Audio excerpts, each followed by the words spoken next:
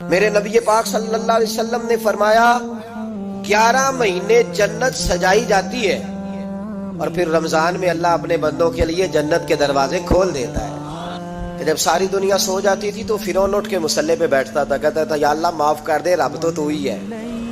وہ حضرت عائشہ عرض کرنے لگی حضور چلے یہ تو سمجھ آ گئی، لیکن بارش مجھ پہ پڑی آپ پہ پڑی نہیں، تو کہا عائشہ تم نے اڑا کیا تھا؟ کہا حضور آپ کی طامت، فرمایا بارش کوئی نہیں تھی، جب تو نے میری طامت لی تو خدا کی رحمتیں تم پر برسنے لگ گئی۔ حضرت جنید بغدادی تو فرمایا کرتے تھے کہ حسن بصری پڑھانے والا ہو، رابعہ بصری پڑھنے والی ہو، تو پھر بھی ان کو بغیر پردے کے پردے پڑھانے کی اجازت، اس وقت نہ وہاں کوئی فرشتہ آ سکتا ہے نہ کوئی نبی اور مرسل آ سکتا ہے۔ جب فرشتہ اور نبی نہیں آ سکتے تو عائشہ اور ابو بکر کیسے آ سکتے ہیں؟ تو کہا یا رسول اللہ پھر وہاں ہوتا کون ہے؟ تو حضور فرمانے لگے ایک میں ہوتا ہوں، دوسرا میرا رب ہوتا ہے۔ میرے بھائیوں مثال دی ہے آپ کو سمجھانے کے لیے کہ رمضان المبارک وہ عزت اور عظمت والا مہینہ ہے جس کا تعارف کسی عام آدمی نے نہیں، رب کریم کے قرآن نے بیان فرمایا ہے اور میرے مصطفیٰ کریم کی زبان اطہر نے بیان فرمایا ہے۔ لیکن آنے سے پہلے بخاری مسلم میں حدیث ہے، حضرت سلمان فارسی رضی اللہ تعالیٰ عنہ کہتے ہیں رمضان شروع ہونے سے پہلے نبی پاک نے ہمیں مسجد میں بلایا اور خطبہ ارشاد فرمایا باقاعدہ، اور ارشاد فرمایا لوگو تم پر ایک مہینہ آنے والا ہے جس میں اللہ اپنے بندوں پر خاص قسم کی رحمتوں کا نزول فرماتا ہے۔ خود رسول پاک نے ہمیں کس قدر زیادہ اس مہینے کا اکرام کرنا ہے اور کس قدر زیادہ اس کو اہمیت دینی ہے اور کس قدر زیادہ ہمارے لیے وہ باعث عظمت ہے کہ جس مہینے کے فضائل خود رسول پاک علیہ السلام نے بیان فرمائے، اور نبی پاک صلی اللہ علیہ وسلم نے فرمایا کہ اس مہینے میں تم نفل پڑھو گے تو اللہ فرض کے برابر ثواب عطا فرمائے اور فرض کا ثواب اللہ 70 گنا عطا فرمائے۔ کتنا بولیے؟ اچھا ہوتا پتہ کیا ہے؟ ہم یہ کرتے ہیں کہ جو پتہ محسوس ہوتا ہے نا کہ اس جگہ مجھے رمق زیادہ نظر آ رہی ہے، تجارت میری زیادہ بڑھے گی، تو لوگ ادھر توجہ کر لیتے۔ او خدا کے بندو، صحابہ کا مزاج یہ تھا کہ جہاں انہیں پتہ چلتا تھا نا اس نیکی کا ثواب زیادہ ہے تو وہ بھاگ کر اس نیکی کی طرف توجہ کرتے تھے۔ آپ صحابہ کی سیرت کی کتابیں دیکھیے، حضرت انس بن مالک رضی اللہ تعالیٰ عنہ فرماتے ہیں جب نبی پاک علیہ السلام نے رمضان کی شان بیان کی تو صحابہ کا یہ مزاج بن گیا کہ وہ اپنے سارے کام رمضان سے پہلے سمیٹ لیتے تھے، رمضان شریف سے پہلے سارے کام سمیٹ لیتے، لینے دینے کے معاملات صاف کر لیتے، خریداری ہو جاتی، گھر کے اندر کوئی کام کرانا ہوتا تو وہ رمضان سے قبل کرا لیتے۔ یکم رمضان کو وہ مسجدوں میں ڈیرے لگا لیا کرتے تھے، وہ کہتے تھے نیکیاں جمع کرنے کے ایام ہے، نیکیاں۔ دیکھیں نا سب سے مصروف ترین زندگی ہمارے نبی پاک صلی اللہ علیہ وسلم کی زندگی ہے۔ 23 سالوں میں نبی پاک علیہ السلام نے 2300 سالوں سے بھی زیادہ کام کیا، بڑا مصروف وقت تھا حضور کا، بڑا مصروف۔ ہمارے یہاں نا میں ایک جگہ پہ حاضر تھا تو ایک بزرگ تقریر فرما رہے تھے، وہ کہہ رہے تھے اب خانقاہوں میں جو اللہ اللہ ہو رہی ہے وہ چھوڑ کے باہر نکلو، اب میدان میں نکلنے کا دور ہے۔ تقریر ختم ہوئی تو میں نے کہا حضرت ناراض نہ ہوئیے گا، ویسے کون سی خانقاہ میں اللہ اللہ ہو رہی ہے جہاں سے آپ باہر نکالنا، تو دور ہی گزر گیا اللہ اللہ کرنے کا، اب تو لنگر شنگر چل رہا ہے خانقاہوں میں، یا باتیں شاتیں ہو رہی ہیں، کیلو کال کی دنیا ہے، مستی اور حال کی تو کب سے چلی گئی۔ کم باذن اللہ جو کہتے تھے وہ رخصت ہو گئے، خانقاہوں میں مجاور رہ گئے یا گور کن۔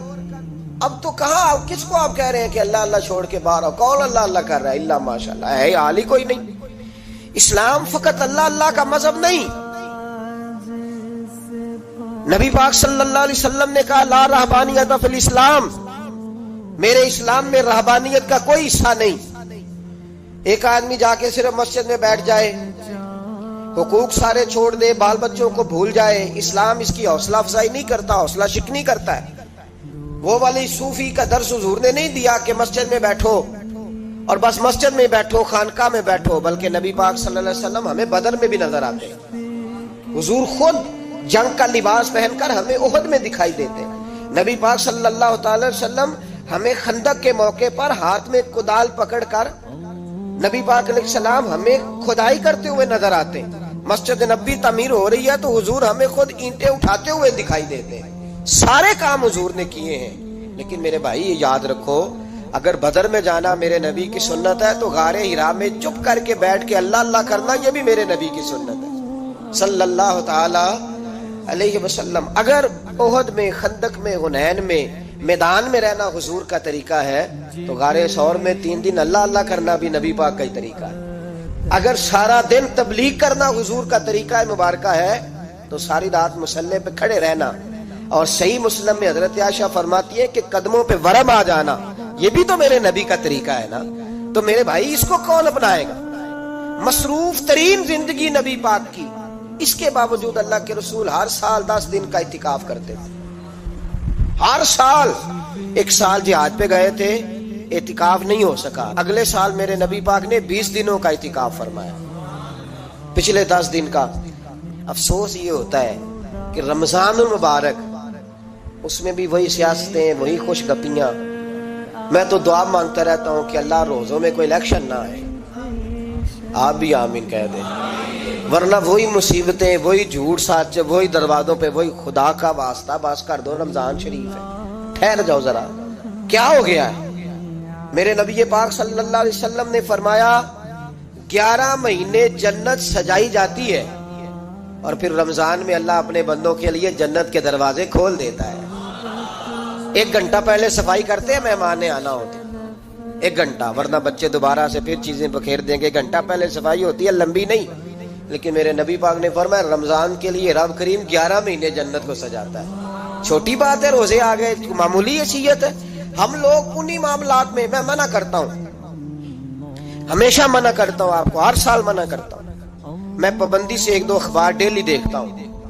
میرا ناشتہ نہیں ہوتا جب تک اخبار نہ ہو، چونکہ بزرگوں کا فتویٰ ہے جمعے کا خطبہ وہ دے جو عالمی حالات سے باخبر ہو۔ ہم کوئی رسمی تقریر نہیں کرتے کہ لوگوں کو کہیں کہ روزے آ گئے تو کون سا مہینہ چل رہا ہے تو مہینے کے حساب سے خطاب ہو۔ رسول اللہ صلی اللہ تعالی علیہ وسلم کی امت کے جو ذمہ دار اور پہرے دار ہوتے ہیں انہیں امت کی پہرے داری کرنی ہوتی ہے، اس لیے وہ یہ نہیں دیکھیں گے کہ کون سا موضوع چل رہا ہے اس پر میں نے 1 گھنٹہ گزارنا ہے، ترجیحات پر بات ہوگی۔ بات یہ عرض کر رہا تھا کہ میں رمضان شریف میں اخبار نہیں دیکھتا۔ میری اپیل ہے آپ سے کہ آپ رمضان شریف میں نہ رمضان ٹرانسمیشن بھی نہ دیکھیں، ٹی وی پہ خبریں بھی نہ سنیں، سارا سال سنیے خبریں۔ ہماری خبریں سننے سے ملک میں کیا انقلاب آ گیا ہے، وہ جو ہم نے چوک میں کھڑے ہو کے تجزیہ کیا تھا اس سے کتنے لوگ سبر گئے۔ چھوڑے، جتنا وقت ملے وہ آ کے مسجد میں بیٹھے، اللہ کے گھر میں وقت گزارے، ٹائم دیں۔ عبادت آپ کو زندہ کرے گی، روحانیت پیدا کرے گی، توانائی آئے گی، خوبصورتی آئے گی آپ کے اندر، آپ زندہ رہیں گے۔ دنیا داری دلوں کو مردہ کرتی ہے، قرآن کی تلاوت، اللہ کا ذکر، مسجد کی حاضری روح اور دل کو زندہ کر دیا کرتا ہے۔ مسجد میں بیٹھیں، وقت دیں، مہربانی کریں۔ اور یہ بھی آج میں بڑی ذمہ داری سے عرض کر رہا ہوں، اگر آپ کبھی زندگی میں مجھے بھی دیکھیں نا ٹی وی میں کسی عورت کے ساتھ میں کسی پروگرام پہ بیٹھا ہوں تو آپ بالکل لحاظ نہ کریں، آپ بالکل وہ چینل بند کر دیں، ہمیں ضرورت ہی نہیں۔ میرے لیے کوئی مفتی دلیل نہیں ہے تو عورت کے ساتھ بیٹھا ہے پروگرام میں۔ میں نے تو وہ والا قرآن پڑھا جس میں اللہ کریم نے کہا عورتیں آ جائیں تو مرد نظریں نیچی کر لیں۔ ہم نے تو وہ والا قرآن پڑھا جس میں حکم ہے کہ مرد آئے تو عورت اپنی نظر نیچی کر لے۔ تو جہاں علامہ صاحب کے سامنے لڑکی بیٹھی ہے ٹی وی میں انٹرویو لے رہی ہے وہاں نظریں نیچی ہوتی ہیں؟ کہاں سے فتویٰ آیا؟ حضرت جنید بغدادی تو فرمایا کرتے تھے کہ حسن بصری پڑھانے والا ہو، رابعہ بصری پڑھنے والی ہو، تو پھر بھی ان کو بغیر پردے کے پردے پڑھانے کی اجازت نہیں ہے۔ بات ختم ہو گئی یار، 30 تو روزے ہیں، وہ بھی کئی دفعہ 29 ہو جاتے ہیں۔ اللہ کہہ رہا ہے ایام معدودات، ایک گنتی کے دن ہے۔ اور میرے بھائی کیا مصیبت ہے، میرا وقت نہیں گزر رہا۔ آپ یقین کریں اللہ جانتا ہے، ہم تو رمضان کو زنجیریں ڈالتے ہیں، یہ کام بھی رہ جاتا ہے رمضان گزر جاتا ہے، یہ بھی رہ جاتا ہے رمضان گزر جاتا ہے، یہ بھی نہیں ہو پاتا رمضان، پتہ نہیں کس وقت روزے آتے ہیں کب نکل جاتے ہیں۔ کہتے ہیں میرا وقت نہیں گزرتا تو میں ٹی وی دیکھتا ہوں۔ قرآن سارا پڑھ لیا، حدیثوں کا مطالعہ ہو گیا، اپنی آخرت کے لیے نفل سارے پڑھ لیے، تسبیحات ساری ہو گئی، جو اب ٹائم نہیں گزرتا تھا تو ٹی وی پہ جا بیٹھے۔ کدھر چلے گئے ہم؟ علامہ اسماعیل حقی نے حدیث لکھی، حضرت عائشہ صدیقہ رضی اللہ تعالیٰ عنہ فرماتی ہیں، تفسیر روح البیان میں موجود ہے، کہتی ہیں ایک دن حضور اچانک میرے ساتھ آرام فرماتے بستر سے اٹھے نکل گئے، ہمیشہ نبی پاک علیہ السلام کا طریقہ مبارکہ تھا، جب رات کو تہجد کے لیے اٹھتے تو کہتے ابو بکر کی بیٹی حق تیرا ہے، وقت تیرا ہے، پر اگر تو اجازت دے تو میں اپنے اللہ کو راضی کر لوں۔ آج حضور نے پوچھا ہی نہیں، بستر سے اٹھے چلے گئے، کہتی میں اٹھی، میں نے دائیں بائیں دیکھا، محبوب نظر نہ آئے، حضور کی طامت استعمال شدہ پڑی تھی، وہ طامت میں نے اٹھا کے اوڑھ لی اور میں نکل گئی حضور کو تلاش کرنے۔ کہتی ہیں جب میں باہر گئی مسجد نبی شریف کے ساتھ جنت البقیع کی جانب، نبی پاک سجدے میں تھے، کہتی ہے میں گئی، تھوڑی دیر کھڑی ہوئی، حضور نے آہٹ سنی تو پوچھا تو کون ہے؟ میں نے کہا میں عائشہ ہوں۔ تو محبوب نے فرمایا یہ عائشہ کون ہے؟ میں نے کہا یا رسول اللہ میں آپ کی زوجہ۔ فرمایا زوجہ کیا ہوتی ہے؟ یا رسول اللہ میں ابو بکر کی بیٹی۔ تو نبی پاک نے فرمایا یہ ابو بکر کون ہے؟ حضرت عائشہ کہتی ہے میرا کلیجہ پھٹنے کو آیا، میں وہاں سے پریشان حال واپس آئی، جب میں گئی تھی تب بھی ہلکی ہلکی بارش تھی، واپس لوٹی تو پھر بھی ہلکے ہلکے قطرے بارش کے گر رہے تھے، میں آ کے ہامتی کامتی بیٹھ گئی، تھوڑی دیر گزری تو نبی پاک تشریف لے آئے، تو حضور صلی اللہ تعالی علیہ وسلم نے مجھے پریشان دیکھا تو کہا عائشہ کیا ہوا؟ کہا حضور آج وہ ہوا ہے جو کبھی نہیں ہوا۔ یا رسول اللہ میں پریشان ہو گئی، حضور عجیب بات ہے، میں گئی ہوں، آپ نے پوچھا کون ہے تو میں نے کہا میں عائشہ۔ کا عائشہ کون؟ آپ کی زوجہ۔ فرمایا زوجہ کون؟ ابو بکر کی بیٹی۔ کا ابو بکر کون؟ اور پھر حضور میں گئی ہوں تو میرے کپڑے بھیگ گئے، آپ آئے ہیں تو کپڑے خشک ہیں، سمجھ نہیں آئی۔ تو لفظ سنو حدیث کے، نبی پاک نے فرمایا عائشہ لی مع اللہ وقت، میرا اپنے اللہ کے ساتھ ایک وقت ہوتا ہے۔ کس کے ساتھ؟ آج میرا دوستوں کے ساتھ وقت ہے، آج میرا گھومنے کا وقت ہے، آج میرا خوش گپیوں کا وقت ہے، آج میرا سیاحت کا وقت ہے، آج میرا پکنک کا وقت ہے۔ میرے نبی پاک نے فرمایا لی مع اللہ وقت، عائشہ میرا اپنے اللہ کے ساتھ، میرا اپنے اللہ کے ساتھ ایک وقت ہوتا ہے، اس وقت نہ وہاں کوئی فرشتہ آ سکتا ہے، نہ کوئی نبی اور مرسل آ سکتا ہے۔ جب فرشتہ اور نبی نہیں آ سکتے تو عائشہ اور ابو بکر کیسے آ سکتے ہیں؟ تو کہا یا رسول اللہ پھر وہاں ہوتا کون ہے؟ تو حضور فرمانے لگے ایک میں ہوتا ہوں، دوسرا میرا رب ہوتا ہے، تیسرا کوئی موجود نہیں ہوتا۔ امت کو درس دیا ایک وقت 24 گھنٹوں میں ایسا لایا کر جس میں تو اپنے رب کو دکھڑے سنائے، جس میں تو دعائیں مانگے، جس میں تو عرض و نیاز کرے، جس میں تو اپنے گناہوں کی معافی چاہے۔ اعلیٰ حضرت کے والد گرامی سے کسی نے پوچھا مولانا نقی علی خان صاحب سے کہ حضرت جی فرعون 500 سال ہی حکومت کر گیا، 500 سال ہی حکومت کر گیا، اللہ کا مقابلہ کرنے والا پکا کافر بے ایمان۔ تو آپ فرمانے لگے ملا رومی کی وہ کتاب پڑھو مثنوی، جس میں انہوں نے لکھا ہے کہ جب ساری دنیا سو جاتی تھی تو فرعون اٹھ کے مصلی پہ بیٹھتا تھا، کہتا تھا یا اللہ معاف کر دے، رب تو ہی ہے، گناہگار بڑا ہوں پر مہربانی کر۔ روز معافیاں مانگتا تھا تو رب کریم کی قدرت نے مہلت دی کہ روز توبہ کرتا ہے، چلو ایک دن سچی بھی کاری جائے تو اچھا ہے، اللہ نے مہلت دی۔ اور میرے بھائی اگر تو روز رات مصلی پہ بیٹھے تو تجھے مہلت ملے، عذاب نہ آئے۔ اگر تو اپنے رب کے ساتھ تنہائی کرے تو اللہ تجھے مہلت دے، سزا نہ دے۔ لیکن ہم یہ وقت نکالتے ہی نہیں، اللہ کے ساتھ میت کا ہمارا مزاج ہی نہیں۔ ترمذی شریف میں نبی پاک علیہ السلام نے فرمایا دنیا داروں کو دکھڑے نہ سنایا کر، مالداروں کے سامنے رونے نہ رویا کر، یہ تجھے کیا دے سکتے ہیں؟ تو اٹھ کے جائے گا تو کہیں گے محنت کرتا نہیں، روز مانگنے آ جاتا ہے۔ دنیا داروں کو دکھڑے نہ سنا، پر میں دکھ سنا تو اپنے رب کو سنا، اللہ والوں کو سنا، اللہ کے نبی کو سنا۔ اس سے مراد یہ سارے کہا دکھڑے اپنے رب کو سنا۔ اگر تو اپنے رب کو دکھڑے سنائے گا تو تھوڑی دیر ضرور ہوگی، لیکن ایک دن ایسا ضرور آئے گا، میرے مصطفیٰ کریم فرماتے ہیں رب تجھے دنیا سے بے نیاز کر کے مالا مال فرما دے گا۔ دھوکے کا مزاج نہ بنا، کینچی لے کے نہ گھوم کے کیسے جیب کاٹ سکتی، اللہ کو دکھڑے سنا۔ حضرت عائشہ عرض کرنے لگی حضور چلے یہ تو سمجھ آ گئی، لیکن بارش مجھ پہ پڑی آپ پہ پڑی نہیں، تو کہا عائشہ تم نے اڑا کیا تھا؟ کہا حضور آپ کی طامت۔ فرمایا بارش کوئی نہیں تھی، جب تو نے میری طامت لی تو خدا کی رحمتیں تم پر برسنے لگ گئی۔ تو حضور کے وجود سے لگی ہوئی چیز کوئی اوڑھ لے تو رحمت برستی ہے، تو میرے نبی کی مسجد چومنے سے کیوں رحمت نہیں برستی؟ جالی چومنے سے کیوں نہیں برستی؟ جہاں جہاں حضور رکے، جہاں جہاں نبی پاک ٹھہرے، وہاں جانے سے کرم کیوں نہیں ہوتا؟ تو عزیزو یاد رکھو رمضان میں ایک ڈیوٹی آپ نے یہ کرنی ہے کہ عبادت کو وقت دے۔ ٹائم نکالیں. جو اتنے سے بھی فارغ ہے نا وہ 19ویں روزے تک کل فارغ ہو کے 20 کو اعتکاف بیٹھے. زندگی میں ایک دفعہ اعتکاف تو ویسے بڑا ضروری ہے.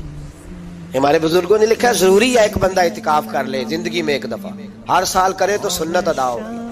ویسے سنت مؤکدہ الکفایہ ہے. بستی میں اگر کوئی بھی نہ بیٹھے گا تو سارے گناہگار ہوں. ہم انشاءاللہ اس مسجد میں اس سال اجتماعی اعتکاف کریں گے.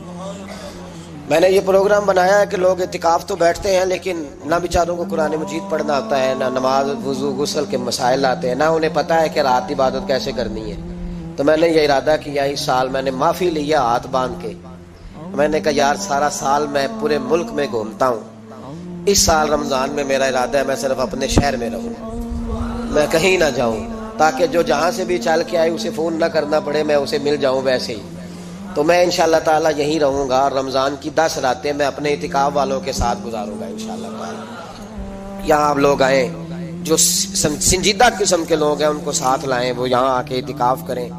لنگر شریف بھی ہم دیں گے جو ہماری توفیق ہوگی، اور انشاءاللہ دونوں وقت دیں گے اپنی توفیق کے مطابق. اور یہ کوئی صدقہ زکوٰۃ خیرات سے نہیں ہوگا، یا آپ ہمارے مہمان ہوں گے تو یہ مہمان نوازی ہوگی انشاءاللہ تعالی. تو یہ اپیل آخر میں اعلان کرنا تھا، پر چلو بات آ گئی تو میں نے شروع میں کر دیا. یہاں مقدور بھر کوشش کریں گے آپ کے لیے اجتماعی اعتکاف کا بندوبست. ہمارے جو دیگر طلباء علماء ہوں گے وہ بھی آپ کے ساتھ وقت گزاریں گے، وضو غسل نماز کی چیزیں سکھائیں گے، آپ کو قرآن مجید پڑھنا پڑھانا سکھائیں گے. 10 دنوں میں جو ممکن ہو سکے گا ہم انشاءاللہ تعالیٰ کریں گے. تو اعتکاف میں وقت دیں. دوسرا کام آپ نے یہ کرنا ہے رمضان شریف میں کہ قرآن پاک زیادہ سے زیادہ پڑھنا ہے. پڑھیں گے انشاءاللہ. اگر آپ ناراض نہ ہوں تو ہم نے قرآن مجید پڑھنا بالکل ہی چھوڑ دیا. قرآن پاک کھلتا ہی نہیں، توجہ ہی نہیں، مزاج ہی نہیں. سارا دن بیت جاتا ہے، قرآن مجید نہیں کھلتا، قرآن مجید نہیں پڑھا جاتا. ایک شخص مجھ سے ملنا چاہ رہے تھے مسجد نبوی شریف میں حاضر تھا. تو وہ ایک دفعہ آئے گزر گئے، میں قرآن شریف پڑھ رہا تھا، پھر آئے تو گزر گئے قرآن شریف، تیسری دفعہ پھر آئے تو کہنے لگے آپ نے کتنا کو پڑھنا ہے. میں نے ان سے کہا کہ مہربانی کرو مجھے دعا دو کہ اللہ مجھے پڑھتا ہی رکھے. آپ نے یہ کیا لفظ ادا کر لیے کتنا کو پڑھنا ہے؟ خدا کے بندو یہاں کام کیا ہے؟ اگر تلاوت بھی نہیں کرنی تو کرنا کیا ہے وہاں؟ میں اکثر کہتا ہوں کہ چونکہ ہم تو مسیتڑ ہیں، ہمارا تو مزاج ہے مسجدوں میں رہنے کا، چونکہ عام لوگوں کا مزاج نہیں ہوتا تو وہاں بھی بازاروں کو ٹائم زیادہ دیتے ہیں، خریداری میں وقت زیادہ لگاتے ہیں. اگر ہماری طبیعت مسجد میں بیٹھنے کی ہو، قرآن پاک پڑھنے کی ہو تو بڑا ذوق بن جائے. قرآن مجید امام اعظم ابو حنیفہ امام اعظم رمضان شریف کے اندر 61 قرآن مجید پڑھا کرتے تھے. کتنے؟ 60 اور 1 61. ایک قرآن شریف دن میں پڑھتے، ایک رات کو پڑھتے، پورے دن میں قرآن مجید ختم کرتے ایک رات کو. اور آپ فرماتے ہیں 61واں قرآن مجید وہ تھا جو میں تراویحوں میں سنا کرتا تھا. 61 قرآن پاک آپ ہر رمضان میں پڑھا کرتے تھے. میری آپ سے گزارش ہے ایک سپارہ مسجد میں پڑھیں رمضان میں، ایک سپارہ گھر میں پڑھیں. مسجد میں پڑھیں گے تو مسجد کا حق ادا ہوگا، اور گھر میں قرآن پاک کھول کے بیٹھیں گے تو بچے بھی آ کے پاس بیٹھ جائیں گے، چھوٹے چھوٹے بچے. یہ کبھی تجربہ کرنا، یہ بخشش کا ذریعہ ہے. جب آپ بچوں کی ماں سویرے سویرے بڑا اچھا دوپٹہ لے کے اور مصالہ بچھا کے اور قرآن مجید کی ریل رکھ کے اور پھر اس کو خوشبو لگا کے جب کھولتی ہے نا تو اس کی جو 2-2.5 سال کی بچی ہوتی ہے وہ بھی کہیں سے دوپٹہ ڈھونڈنے لگ جاتی ہے.